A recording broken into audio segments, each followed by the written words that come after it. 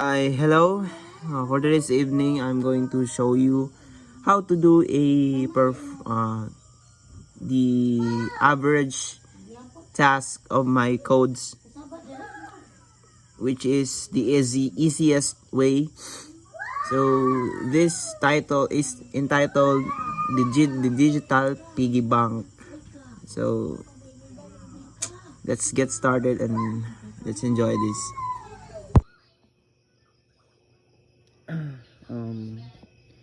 So first things first, no? So public static void, which is obviously main method of our program. The first we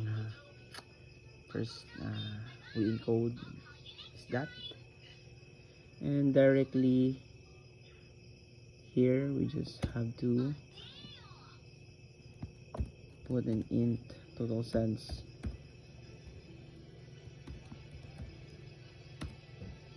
0, which means variable ito. So which means variable siya, nag-iipon ng total value ng mga coins ng cents. So mas accurate siya kung gamitin nato og cents kaysa dollars ang atong gagamitin habang nag-add tayo ng program, nag-code tayo.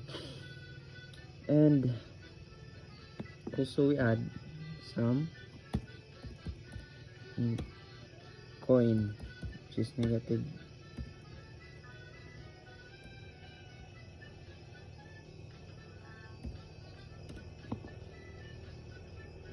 coin.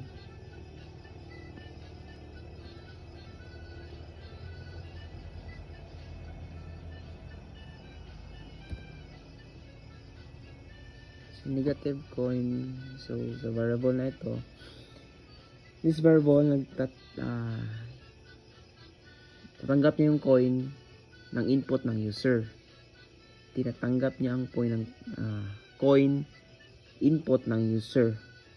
So why it's negative 1? So para it ensures na papasok talaga siya sa while loop.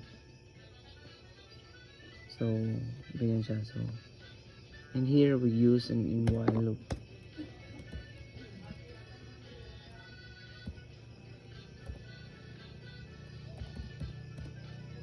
Oh no.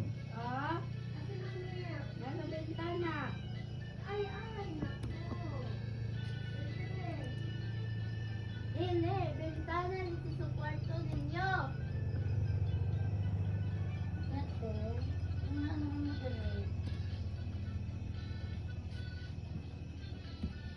While loop kasi obviously paulit-ulit takbo, paulit-ulit ang iyong runs ng while loop hanggat ma-reach niya yung coin na hindi zero. At kapag zero ang in-enter natin, automatically matitigil yung loop. So why? That's why.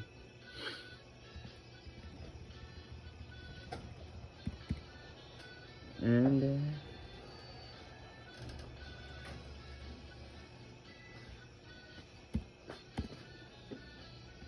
string input na tayo dito.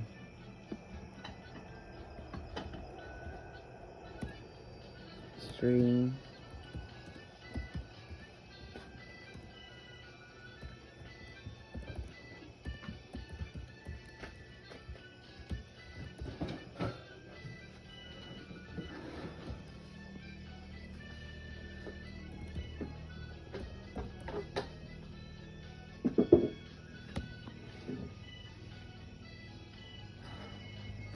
null.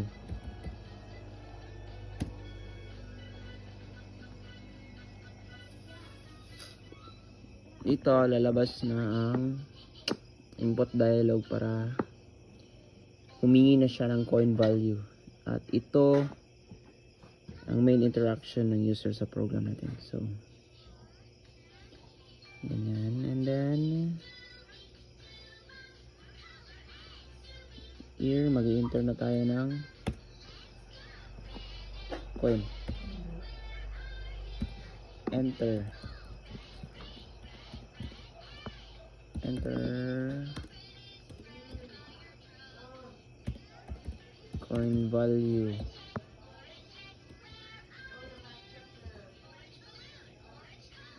Hoy. Kita na window at dito at sa ila.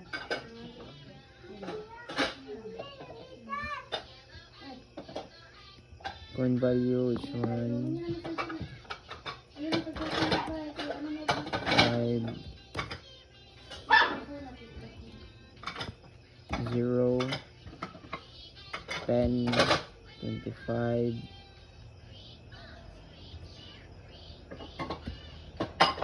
and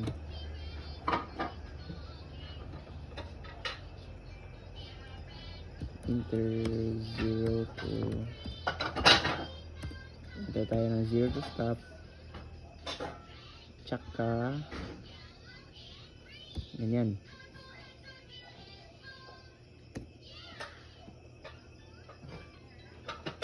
At dito nga message which is makikita natin ng user na kung ano ang i-allowed na inputs. These 4 inputs 1, 5, and 10 to 5. Next,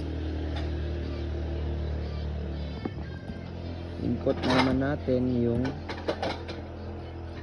title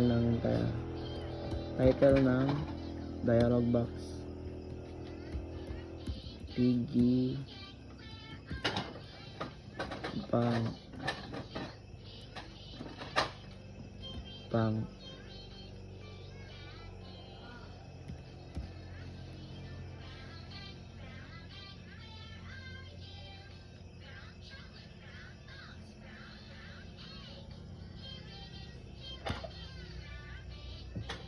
here, put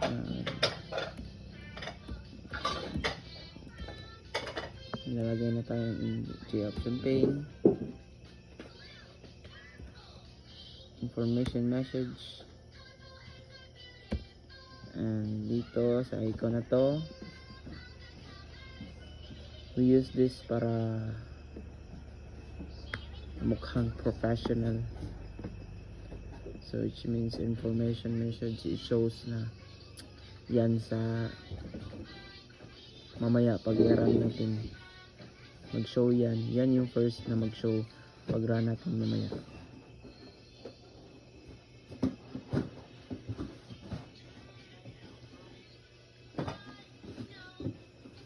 And second, if na tayo,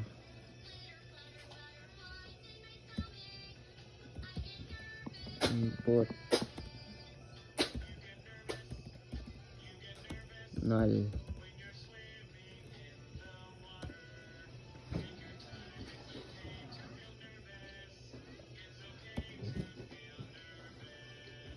break,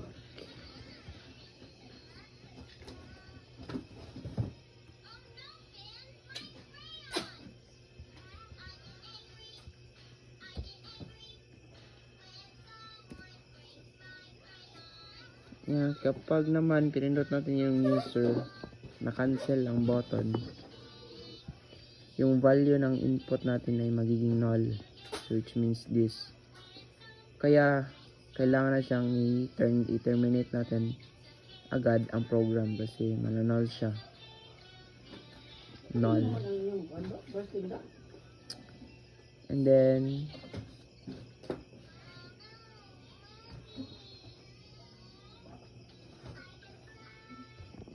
here cotton point coin integer dot parse input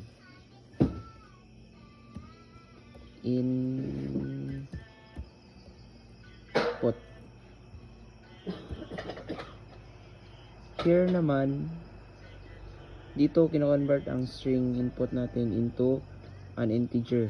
So dito kailangan ito natin kasi para i-compare niya at ma-compute niya lahat. Ma-compute niya yun. So ganyan siya.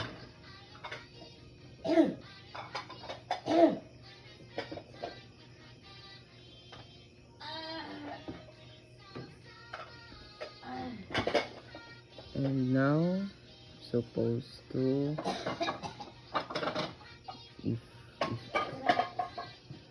Natang.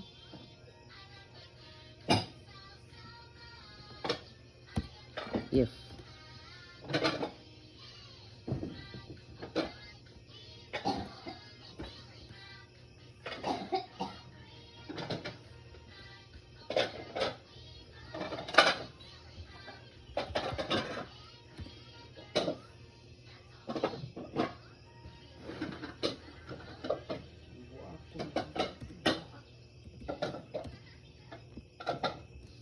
coin 1,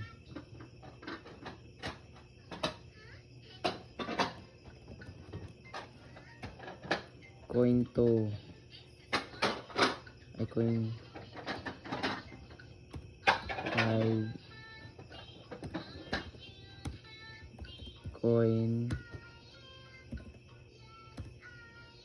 10,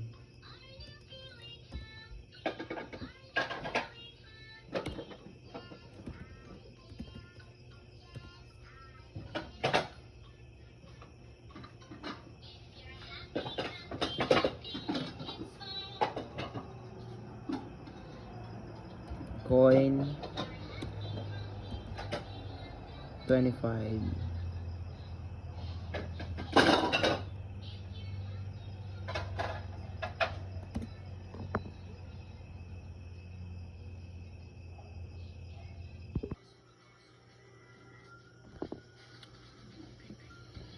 and here conditional statement, which is para i-check kung valid ba talaga ang coin. So which means yung 1, 5, 10 and 25. So if we put our input we have is 2, it shows nga hindi talaga siya valid, at only valid is 1, 5, 10 and 25. So that is how. And here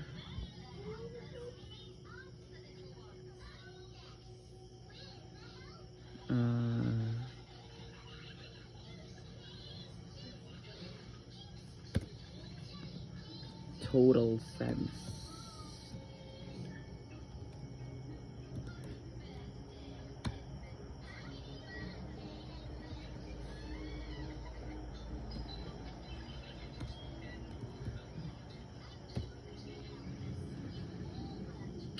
Kapag valid na ang ating coin, it adds sa ato ang sa total cents natin, and dito mangyayari ang actual savings niya. So and is that next here, else if coin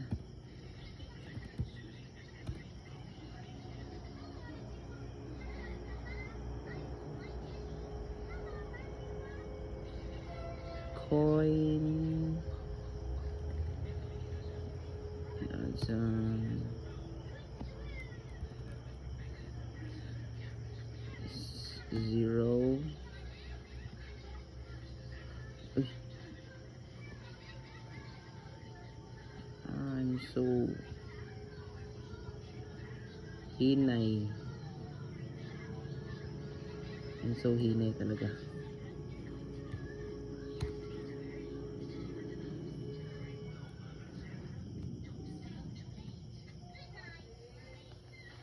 Else if we use an else if kapag hindi valid ng coin at hindi rin zero. So ibig sabihin mali ang input ng user. So ganyan si else if, and why we use it. After that, using G option pane.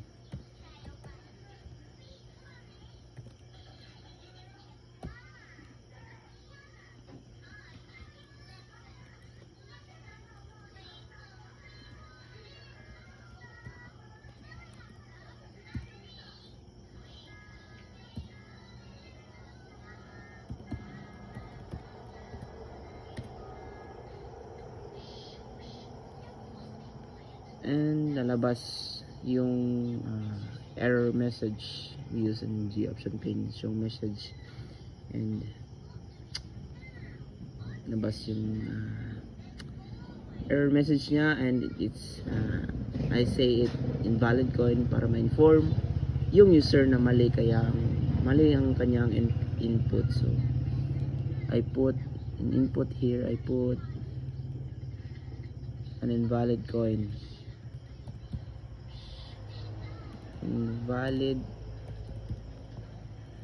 coin, so that it awares na invalid coin yung kanyang input. And error,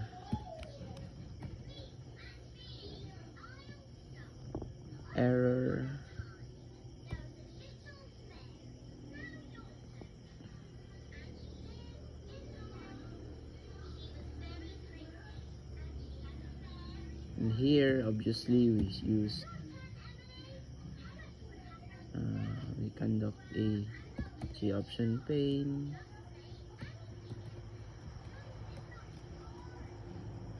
dot error message.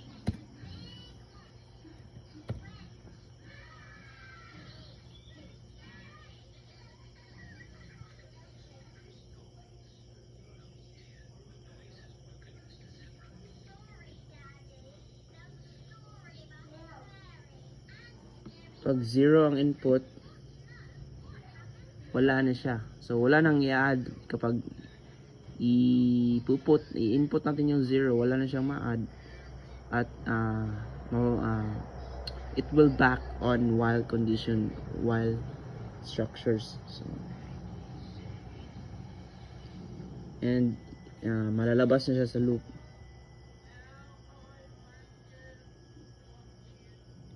And then I also added some double total dollars,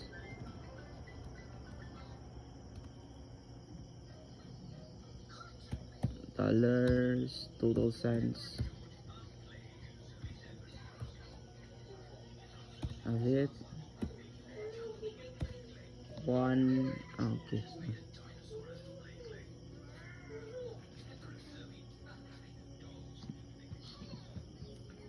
100 pesos or dollars.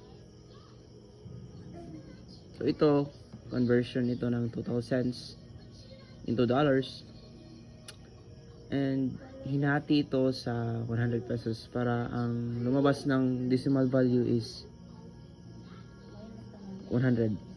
So finally,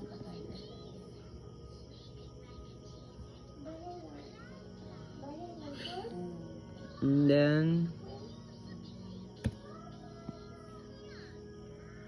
the option pane, show message dialog,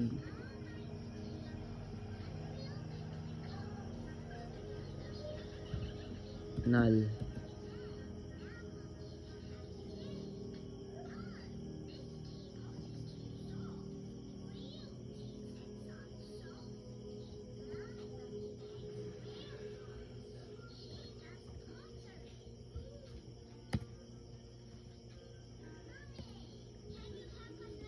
String, that format,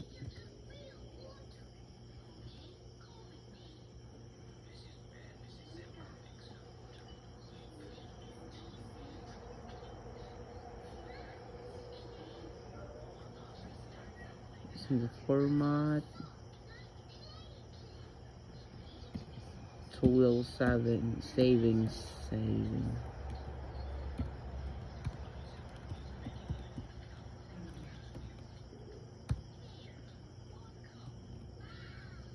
Just that.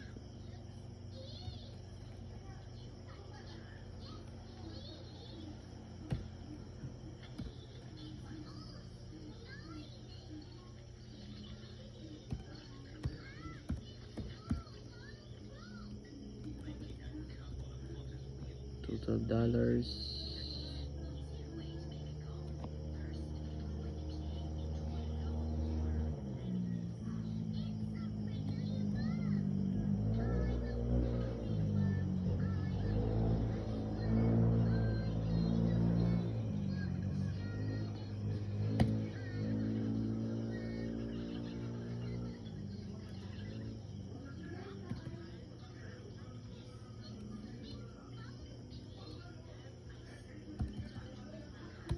Piggy bank total.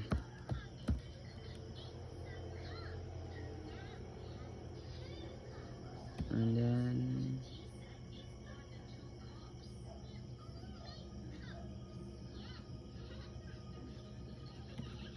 ano, J option. Ayun.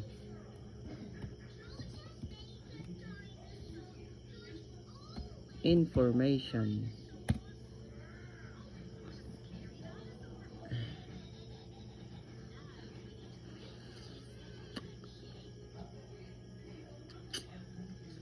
Okay, so that's it.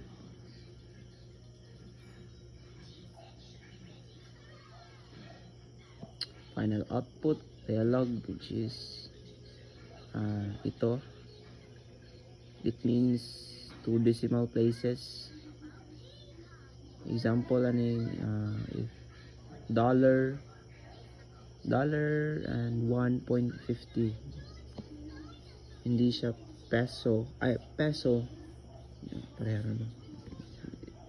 Anyway, but they are just the same.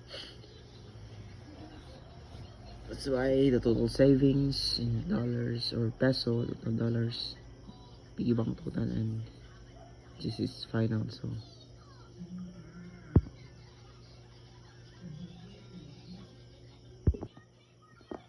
and now let us show the supposed to be it runs. When it runs, it shows na it shows directly the suppose that it is 1, 5, and 10, 25 to enter the piggy bank. So if we entered some 2, let's say for example 223, okay, and it says invalid coin, and if we press okay, the total savings is $0. Okay, and it is back. And then if we put or entered some 5, the savings is 5. Then 10, 26, 25, it's like that. 25, 20, 25,